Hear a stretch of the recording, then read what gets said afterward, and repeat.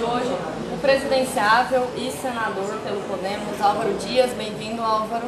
Oi, um prazer estar de volta aqui no O Popular. O Álvaro está aqui em Goiânia hoje para cumprir a agenda de campanha. Teve uma caminhada hoje na região da 44, depois um almoço com representantes da FEComércio para apresentar aí as propostas, apresentar o seu projeto. Álvaro, a gente já recebeu alguns presidenciáveis aqui em Goiás durante a campanha, a gente já está na reta final, e cada um faz uma agenda que demonstra um pouquinho da linha que ele deve seguir. O senhor optou por vir falar com comerciários, falar com empresários do ramo desse setor de vendas e tal. Realmente deve ser um foco do senhor, porque essa escolha dessa agenda com o pessoal da 44? Olha, eu acho que quem pretende governar o país tem que estar onde está o sofrimento da população, especialmente as aspirações da população. E eu acho que nessa área de comércio popular, onde visitei hoje, encontrei brasileiros de várias regiões do país, inclusive, não é? Sobretudo brasileiros vivendo num cenário de desigualdades sociais no país, de injustiças flagrantes, né, que são resultantes exatamente de um modelo corrupto e incompetente, que é um modelo de governança, especialmente de governança. É evidente que a matriz é o modelo político, mas esse modelo de governança que se instalou em Brasília e foi transplantado, ele foi clonado e transplantado para estados e municípios, ele distribui a incompetência e a corrupção. Então, o que eu digo sempre é que se esse modelo prevalecer, o Brasil não vai alcançar os índices de crescimento econômico compatíveis com a sua grandeza. Esses comerciantes que visitei hoje, esses populares que lá estavam, muitos desempregados, não terão oportunidades de exercício da cidadania na sua plenitude se nós não superarmos essa fase de fracasso imposta por um modelo de governança corrupto e incompetente. Eu preciso dizer o que é esse modelo, né? É a forma de governar, é o jeito de governar, é esse do aparelhamento do Estado, né? Do loteamento dos cargos, da relação desonesta entre os poderes, especialmente partidos políticos e setores da iniciativa privada, como verificamos agora com a Operação Lava Jato, revelando a sujeira, né, de grandes empreiteiras de obras públicas que se envolveram com políticos, que corromperam políticos e estabeleceram esse sistema promíscuo, né, e, sobretudo, incompetente, incapaz de atender às necessidades da população. Então, o rompimento com esse sistema é a minha principal proposta. Eu não vejo outros fazendo essa proposta porque todos participaram de uma forma ou de outra, todos os candidatos estiveram de uma forma ou de outra à sombra desse sistema. E eu sempre estive contestando esse sistema e hoje quero romper com ele de forma radical e definitiva. A gente já tem algumas pessoas participando aqui, acompanhando a live, e aí eu queria lembrar você que está aí com a gente, você pode mandar suas perguntas também, aproveitar a presença do Álvaro aqui. Se quiser tirar alguma dúvida a respeito de propostas, enfim, o candidato está aqui para isso. Para isso mesmo, Álvaro, a gente está vendo aí nas pesquisas que o senhor marca em média 2 pontos percentuais, a gente vê uma polarização. O senhor acha que essas pesquisas realmente refletem o momento, que é possível reverter esse quadro? Qual que é a sua opinião sobre esse diagnóstico que elas estão trazendo? Primeiro, é preciso dizer o seguinte, nunca fizeram tantas pesquisas como atualmente. Eu nunca vi banco interessado em fazer pesquisa, fundo de investimento, ou seja, o sistema financeiro. O sistema financeiro que é sócio da tragédia, que é o beneficiário da tragédia, certamente. O caos que nós estamos vivendo tem o sistema financeiro como o grande beneficiário, porque o Brasil se tornou o paraíso dos bancos, né? Os banqueiros se enriqueceram demais, tiveram lucros astronômicos. O PT, que se diz Partido dos Trabalhadores, se transformou no partido dos banqueiros. Então, por isso eles fazem pesquisas também, patrocinam pesquisas, porque é uma tentativa, e quando se joga o jogo da bipolarização para esvaziar os outros candidatos, faz-se o jogo desse sistema de mão grande, operando nas sombras da campanha eleitoral, na esperança de orientar o eleitorado para determinado caminho. Para essa gente, que gente é essa? Quando eu falo essa gente, são os banqueiros, o sistema financeiro e a classe política apodrecida, essa da corrupção. Parte dela está indo para a cadeia. Parte desta política que apodreceu está tendo prisão decretada.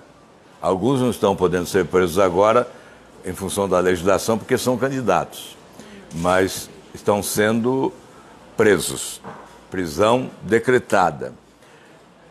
Então há um conluio da classe política que apodreceu, da parte, eu não generalizo. Existem bons políticos, mas os políticos maus, os políticos que fizeram apodrecer essa parte da política, são associados a esse sistema financeiro que ganha o que quer, quando quer e como quer. Então há esse conluio na campanha eleitoral. Estou chamando a atenção das pessoas que estão nos acompanhando. Então eles tiveram grande interesse em estabelecer essa bipolarização, porque os dois candidatos dos extremos estão no bolso deles. Esses já estão engolfados. Esses serão reféns do sistema. Estes não mudarão o sistema. Não mudarão o sistema. Por isso, há sim uma condução do processo para esvaziar candidaturas como a minha, por exemplo. Não há nenhum interesse que a minha candidatura se projete. Por isso, rouba-se o espaço possível para evitar comunicação, contato com a população, para que eu não possa conversar com 208 milhões de brasileiros. Então, no grande palanque eletrônico do país, eu não tive acesso. Eu fui retirado do grande palanque eletrônico. Só 5 candidatos tiveram esta oportunidade. Mas a lei diz que tem que existir igualdade para todos os candidatos. A lei foi rasgada. Alguns podem, outros não. A lei diz que nenhuma emissora de rádio ou de televisão ou qualquer órgão de imprensa pode beneficiar alguns candidatos em prejuízo dos outros. E não foi isso que aconteceu. Então, se excluiu. Eu fui excluído. Eu não pude me comunicar. Agora, temos alguns dias, temos mais 2 debates importantes. Eu tenho esperança. Aliás, eu tenho fé de que o Brasil vai acordar.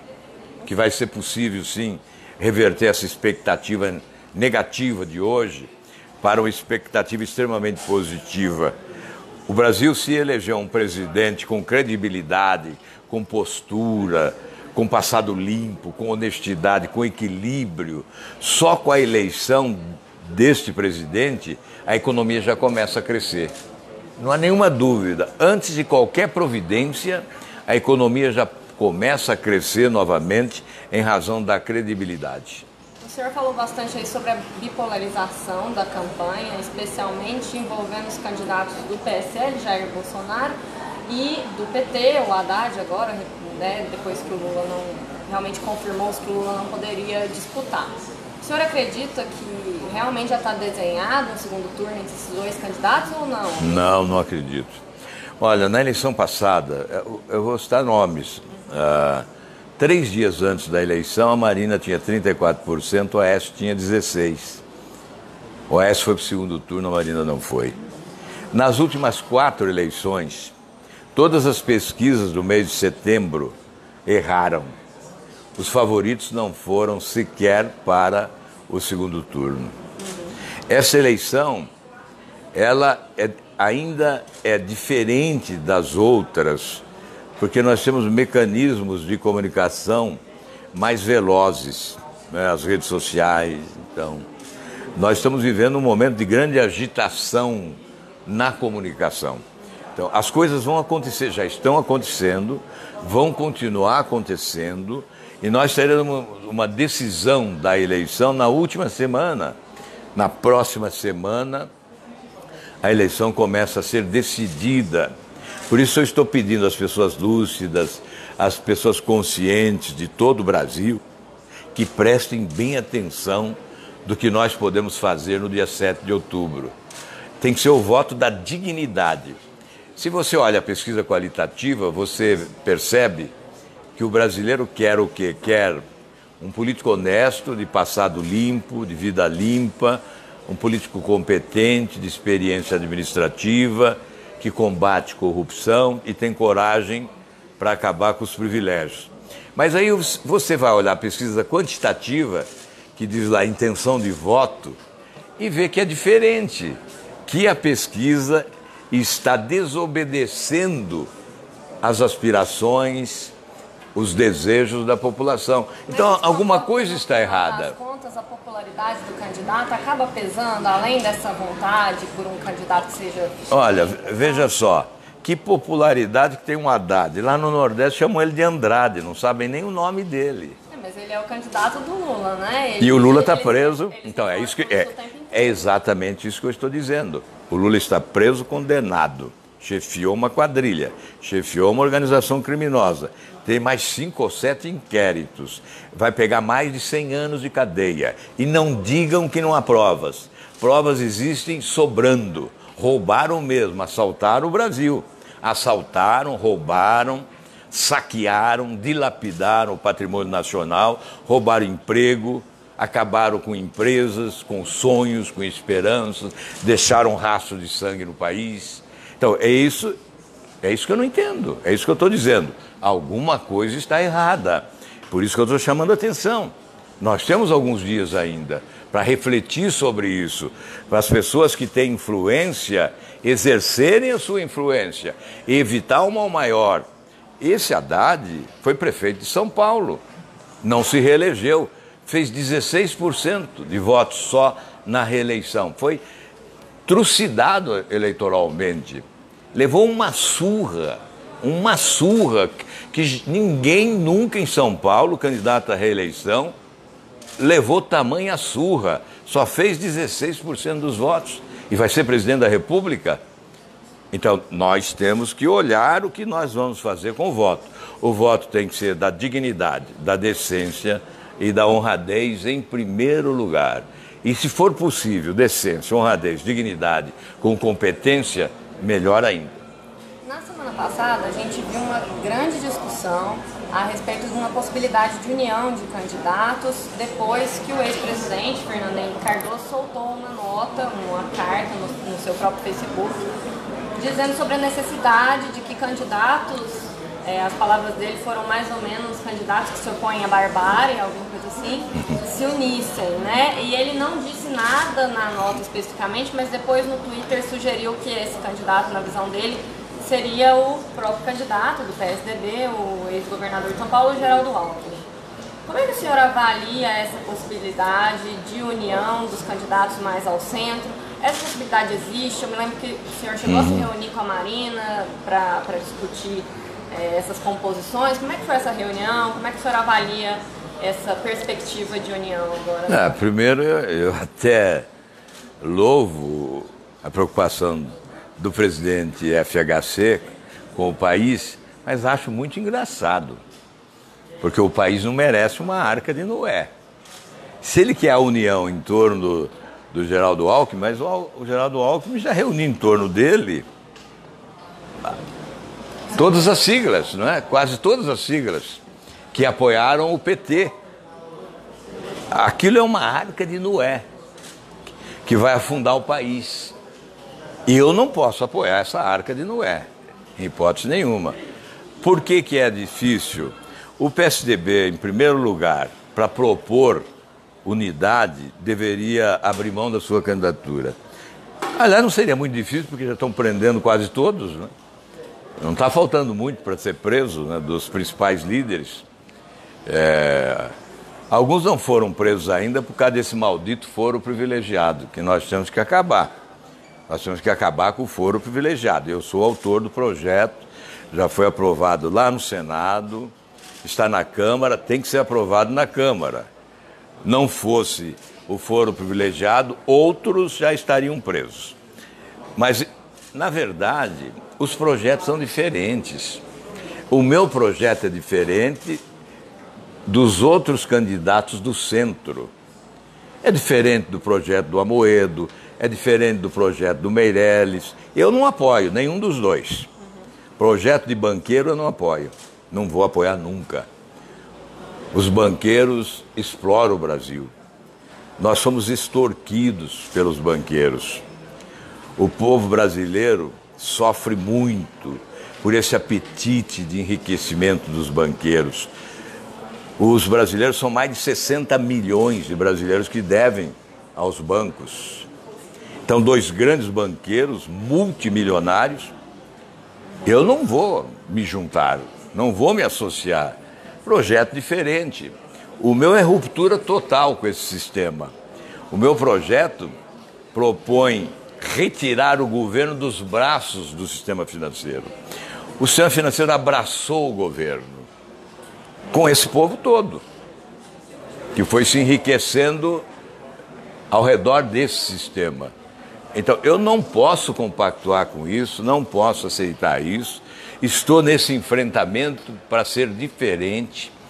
Estou para dizer que acredito na mudança, que é possível mudar, que nós temos uma população inteligente, lúcida, forças vivas que podem contribuir num projeto nacional de mudança, num pacto nacional de governabilidade, num verdadeiro mutirão a favor da mudança no país, para distribuir melhor renda, para reduzir as desigualdades sociais, que são decorrentes exatamente das desigualdades de oportunidades, porque não se oferece oportunidades à população trabalhadora.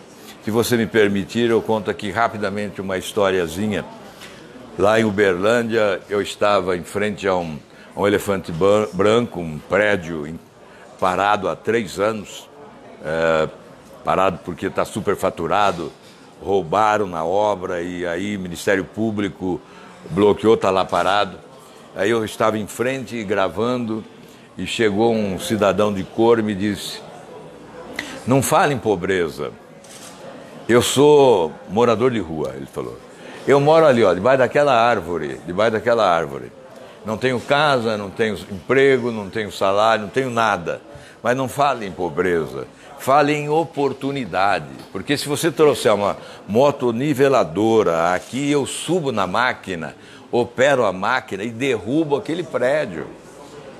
Então, eu sei fazer, só que eu não tenho oportunidade. Por isso, eu acredito, esse país tem uma população extraordinária, é um país riquíssimo.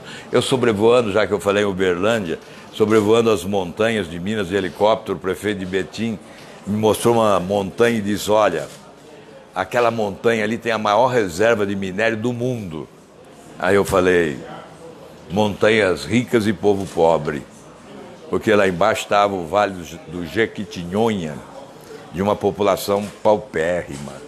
Então esse é o país que nós vivemos. E olha que tem gente que quer repetir essa tragédia, que aceita votar, voto no ciclano para evitar o beltrano, sabendo que tem um melhor. Isso deseduca politicamente, isso leva o país ao caos. Nós precisamos tirar o país do caos. Temos uma eleição em 2 turnos, você pode escolher o melhor na sua visão. Escolher o melhor na sua visão no primeiro turno e depois vamos ver o que acontece no segundo.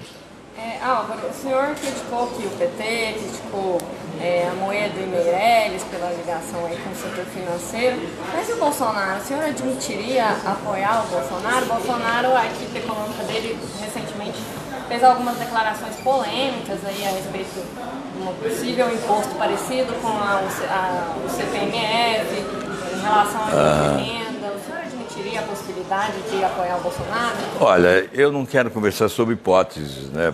Na verdade, o sistema financeiro já abraçou, através do posto Ipiranga, né? Já abraçou essa candidatura. É mais do mesmo. Nada vai mudar. você vai continuar sendo explorado, você vai ser extorquido, vai continuar extorquido. Aliás, há poucos dias uma empresa fechou lá em Curitiba. Aí o proprietário publicou uma nota dizendo o seguinte: estamos encerrando as nossas atividades. Cansamos de cobrar dos nossos clientes mais do que eles deviam pagar. Cansamos de pagar aos nossos funcionários menos do que eles deviam receber, porque o governo está nos extorquindo, cobrando impostos demais. Então, esse sistemão abraçou os dois extremos, são iguais. Estão alimentando essa bipolarização, com parte da grande mídia dando essa cobertura, alimentando essa bipolarização. E eu estou apostando na inteligência das pessoas, que as pessoas vão desarrumar essa arrumação, que as pessoas vão explodir esse conluio, sabe? Esse interesse da bipolarização pode ser explodido por você. Esse Fla-Flu é bom no futebol, Grenal é bom no futebol. Aqui em Goiás é bom ver Goiás contra o Vila Nova, o Atletiba lá no Paraná, mas no futebol é uma coisa. Multidões que vão aos estádios vibram. Agora, essas multidões que vibram com a bandeira do seu clube na mão, essas multidões deveriam vibrar com a bandeira do Brasil na mão, com a bandeira do Brasil, dizendo: não aceitamos mais a mentira e a mistificação, não aceitamos mais a corrupção e a incompetência.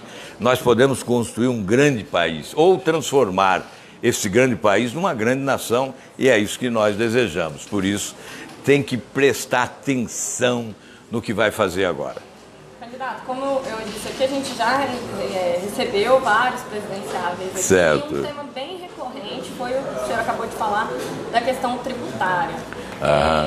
Praticamente todos os candidatos defendem que é preciso fazer uma reforma tributária. Esse tema, aliás, costuma sempre entrar em pauta durante a eleição, a gente não vê ele muito em pauta depois. Depois da eleição. Qual é a proposta do senhor a respeito de uma possível reforma tributária e, além disso, das demais reformas? Você tem razão, porque eu não teria coragem de falar em proposta nenhuma se eu não estivesse propondo, antes de tudo, romper com esse sistema. Porque com esse sistema, nenhuma proposta de reforma tributária, da Previdência, da educação ou do sistema financeiro, nada vai acontecer. Esse sistema é o sistema da corrupção e da incompetência. Ele é o sistema dos chupins da República, né? Você lembra, mensaleiros, sanguessugas, filhos do petrolão, na verdade, todos chupins da República. Ou é um sistema esponja, né, que esgota a capacidade financeira do poder público de investir em todos esses setores que são essenciais. São essenciais. Ora, a reforma tributária, eu digo que tenho coragem de falar qual é a minha reforma por isso. Porque antes eu estou dizendo que eu vou romper com esse sistema. E qual seria essa reforma? Primeiro, enxugar, né? Reduzir. 6 impostos desapareceriam e nós instituiríamos o imposto de bens e serviços. Quais impostos? Aí o PIS, PASEP, IOF, COFINS, ICMS.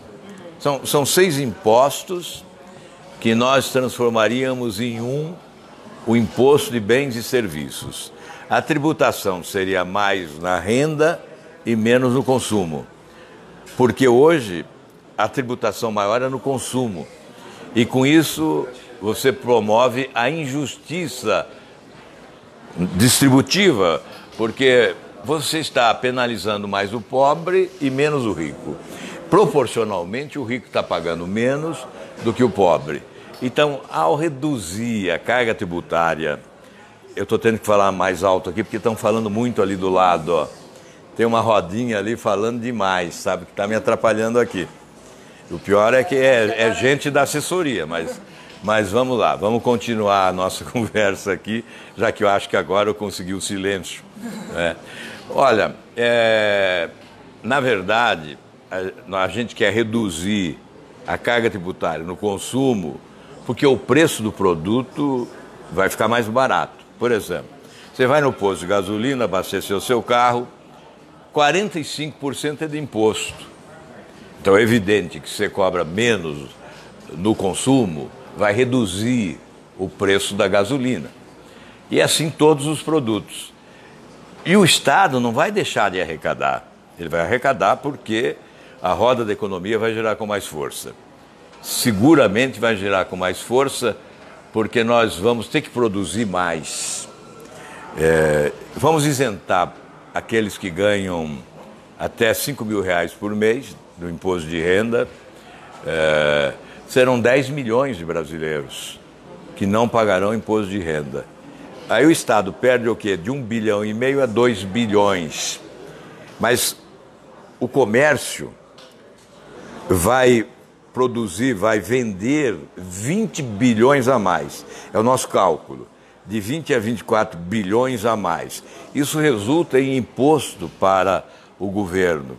Então não vai reduzir a arrecadação. Porque você não pode reduzir a arrecadação, já que você tem serviços públicos que precisam ser de qualidade. Saúde, educação, segurança pública, etc.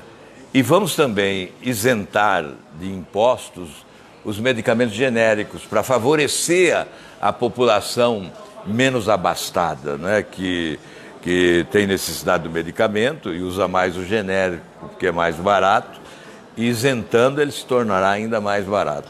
Portanto, é uma reforma simplificadora que vai certamente produzir um efeito positivo na geração de emprego e no desenvolvimento do país. Álvaro, gostaria de agradecer muito a presença do senhor aqui. Conversamos com o Álvaro Dias, senador e presidenciável do Podemos, aqui sobre algumas das propostas dele, se eleito, sobre a visão dele dessa conjuntura. Seja muito bem-vindo sempre que quiser vir aí. Muito obrigada. Então, obrigado a você, viu? Um prazer grande estar aqui. Eu tenho muita fé no Brasil, muita esperança e na inteligência das pessoas eu acredito. Eu imagino que no dia 7 o Brasil vai acordar. Muito obrigada. Obrigada a você que acompanhou aqui.